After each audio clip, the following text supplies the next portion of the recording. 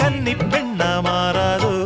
மையேந்தும் கண்ண காட்டி மையல் தீர பேசாதோ முன்னாலே தூக்கம் போயாச்சு உள்ளார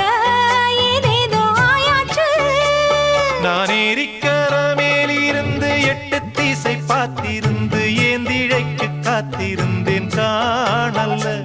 மணி 7 8 ஆன பின்னும் ஊரடங்கி போன பின்னும் சோறு தண்ணி வேணும்னு தோணல்ல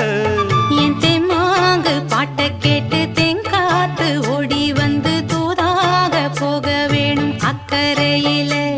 நாம் உண்டான ஆசைகளை உள்ளார பூட்டி வச்சு திண்டாடி நிக்கிறேனே இக்கரையில நான் ஏரிக்க